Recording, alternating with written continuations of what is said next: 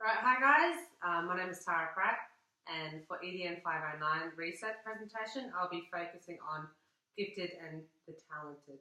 So my title of my presentation is A Gift to the Classroom, Identifying Giftedness and Catering to the Gifted and Talented.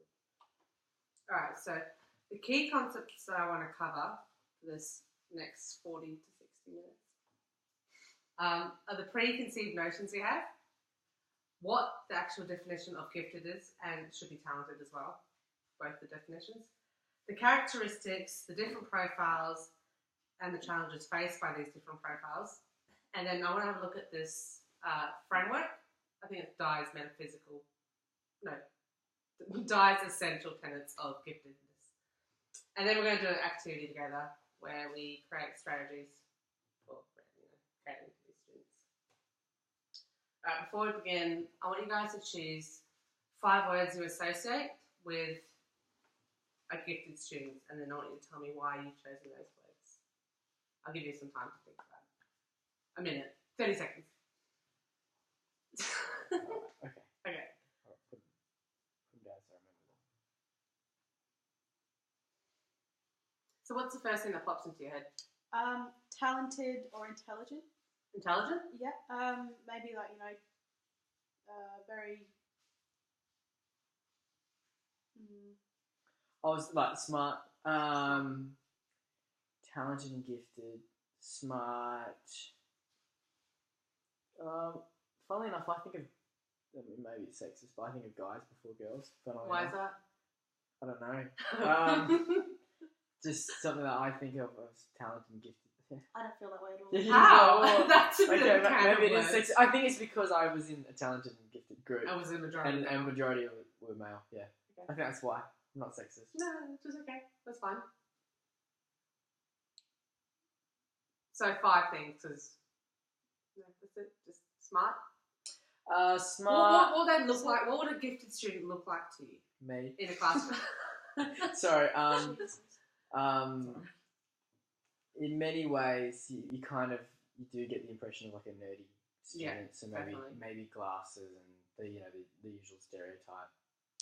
I feel like sometimes being gifted can also be linked with other behavioural issues such as ADHD or that sort of thing, where they or autism. Where they're gifted in some ways because they have other issues that cause that giftedness. You know what I mean? That's an excellent point, and we'll get to that further through the presentation. Yeah. All right. And it does link back to Josh's presentation just previously about ADHD and creativity. How these different talents manifest themselves in different ways. In different ways, yeah. All right. So as individuals, we all hold our different preconceived notions. That's what the giftedness is. Personally, me, I thought of intelligence and achievement, and I also thought that these students would naturally present themselves in a classroom, right? In ways such as regurgitating facts demonstrating knowledge in a showy fashion like Hermione. Yes. The topic itself is pretty divisive. All right, so people saying, should they be accelerated or should they be included in a classroom with their own age peers? To me, it's pretty controversial. Why would you say it's controversial? Because the literature I've read has said that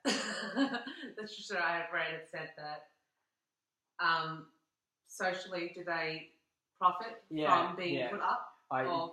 Because they either get taken out of the class and then they might be smarter than their year, but they're not necessarily as mature as the year that they could be put into.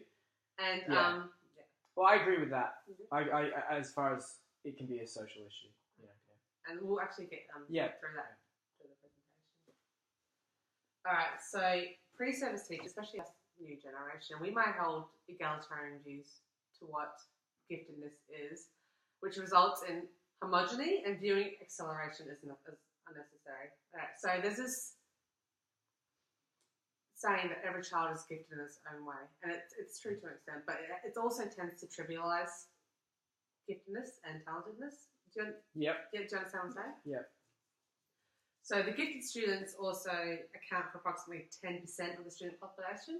And I have a little table here as well. Can you see that? Yep. All right, so this is different levels. Where would you think you sit? So we have 1 in 6 students? That are mildly gifted.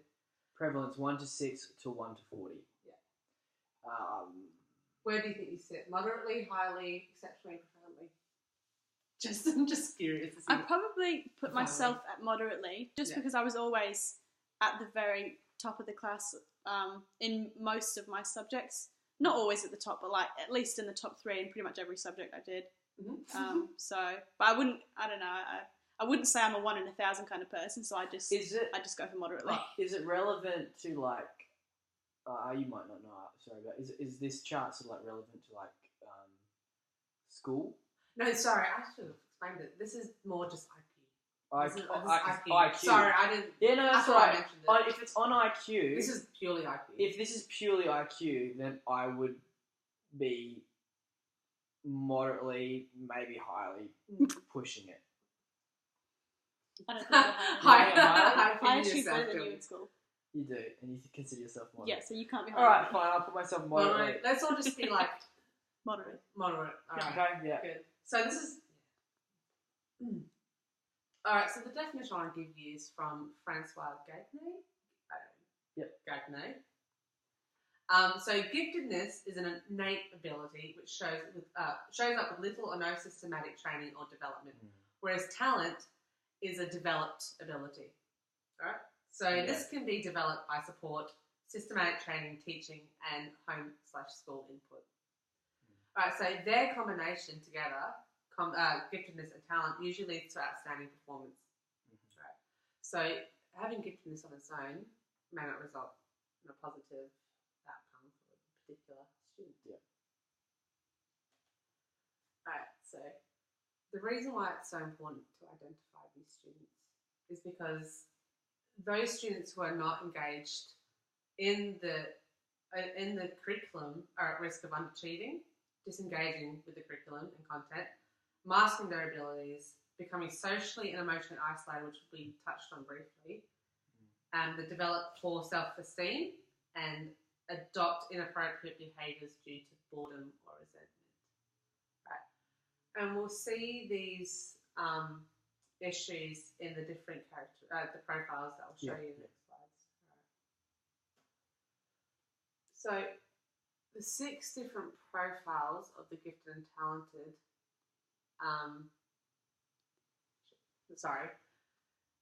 when we talk about these students, they're usually discussed in an undifferentiated group.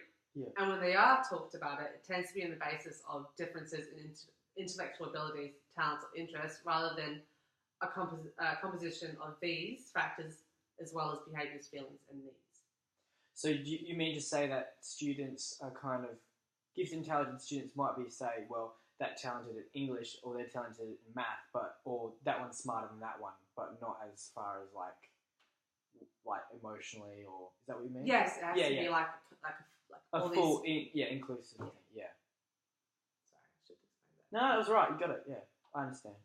All right. So we have the successful, the challenging, the underground, the dropouts, the double labelled or the twice exceptional, and the autonomous learner.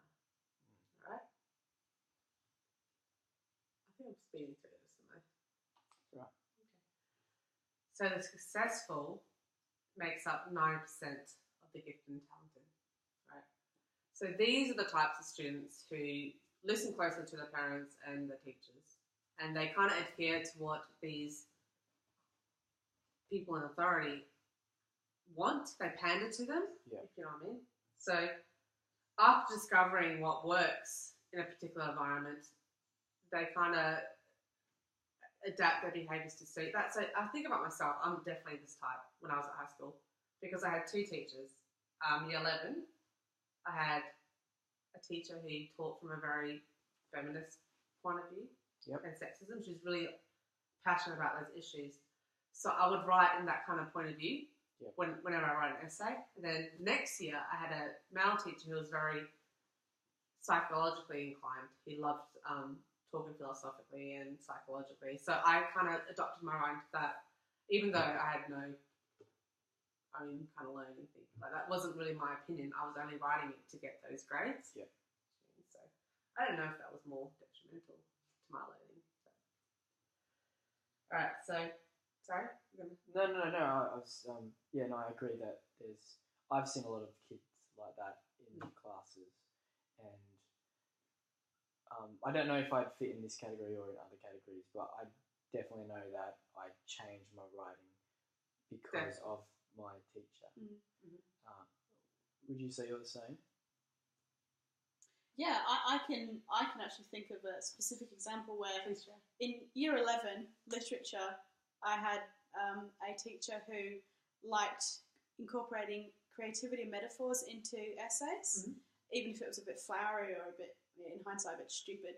And in year 12, I had a teacher who was completely different. He loved being factual, concise and adhering to the structure and being, just to the point.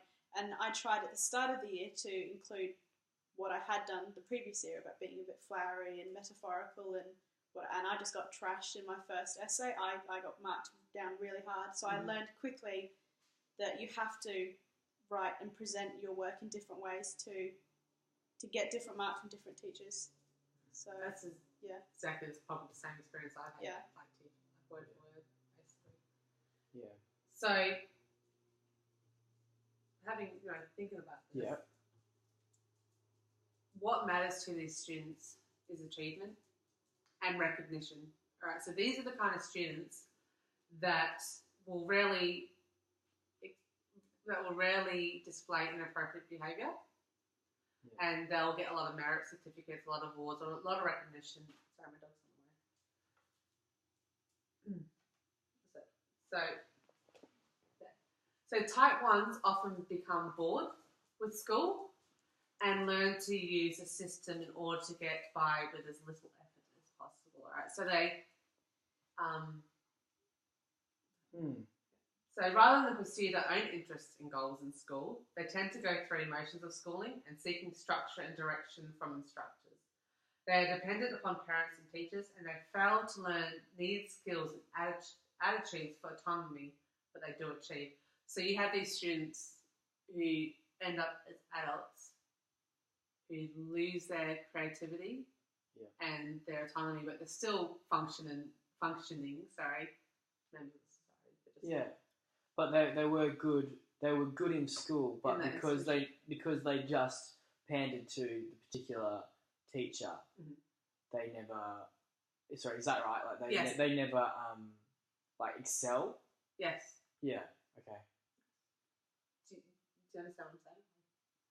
Yeah, I kind of identify with this a little bit because I feel like in pretty much every aspect of my life, I like guidance and being pushed by others, and I rarely will sort of do it myself.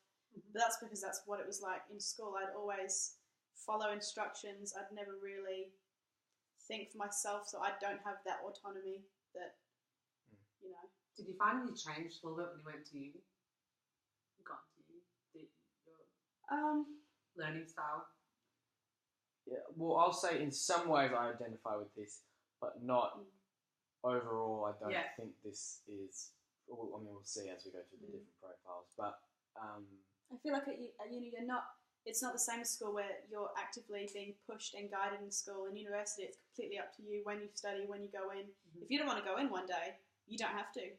That's completely up to you, really. And also, you don't have the same interaction with uni tutors as you do with teachers. So you maybe this kind of student in a uni situation doesn't do as well because tutors, in a lot of cases, maybe don't have the time, or it's not really the same where the tutors give like that much in-depth information. Yeah. A lot of the expectation is that as university students, we go out and do all this information ourselves and present it in a professional way. We should have developed those skills. So if you haven't developed those skills, or you don't understand why or what you need in an essay, or you can see that a student like this might not do so well in university. Yeah, I think. Yeah, definitely, I agree with that. And you'll see that the student you just described, the university student, actually fits the 6th profile. Oh, okay. Miss Lona. Yeah. Okay. I've got a nice little picture of Lisa there. Yeah. Oh, gift. So overall, these children may appear to have positive self-concept and self-esteem because they have all these achievements, all these merits, and all these people saying, well done, you're so smart, you're great. And they're usually liked, right, by the peers. They're socially able. Yeah. But in the literature I read, Goetzel and Goetzel concluded that the brightest children in the classroom may be competent but unimaginative adults. So I just reference what I just said. So these children have lost both their creativity and autonomy. Right. So before we go on to strategies, how would you cater to the student? Do you just In a classroom. I try to encourage them to pursue their own interests, just to try and help cultivate a little bit of independence in them. Maybe, I don't know, I don't want this to sound bad, but not to praise them over every single little thing they do.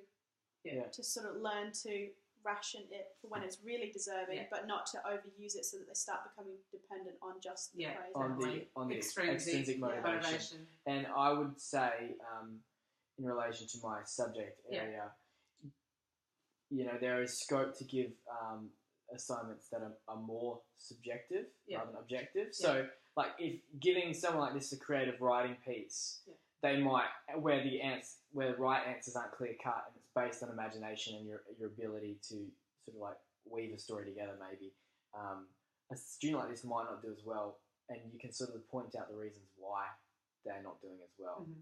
It's like because there is no clear-cut answer, so you have to find ways to impress. You know what I mean? Maybe, I don't know. Perfect answer, Miss Rose. That's what I would have done as well. Right. And Miss McGuinness. Sorry, I was Miss McGuinness. All right, so that takes us to our second profile, the challenging. All right, so this is the kind of student who butts heads with the teachers. These are the kind of students that make us pull our hair out. But they typically possess a high degree of creativity, but may appear to be obstinate, tactless, and sarcastic. So I have a clear-cut example of this on my internship, my year 8. You may know who I'm talking about. Yeah. Yep. So we have this student who's constantly acting out graffiti, being suspended in school, blah, blah, blah. But I saw how talented he was in drawing. And he actually was really, he wrote rhymes to rap. Yeah. Yes, and they were really good for a year 8. But because he had this expectation placed on him that he's a naughty kid, that he didn't want to excel. Do you know what I mean? He kind of resented those in charge. If you're not, Yeah, okay, so I can see that because I know who you're talking about. Obviously, your third point that they don't conform to the system and they don't use it to their advantage. No. So, because I obviously know of who you're talking about, I know that he wasn't a high grade student. No. I also taught the same person that you're talking about, and I saw him move in the time I was there from a lower class to a higher class that he was much capable. He was more capable. I didn't know that. Yeah, so he actually moved from a lower class to a higher class, and he, like, to be honest, I don't think he was meant to be in the lower class to begin with. Yeah. But you can see how his attitude sort of got him into that lower class. Yeah. Because he seemed to be fine in that lower class, and I was sort of one of the reasons why he got out. So yeah, absolutely, I see that. Awesome. Do you know any examples of this in your internship? No, none really. None really come to mind. Yeah. Or what about in your schooling experience?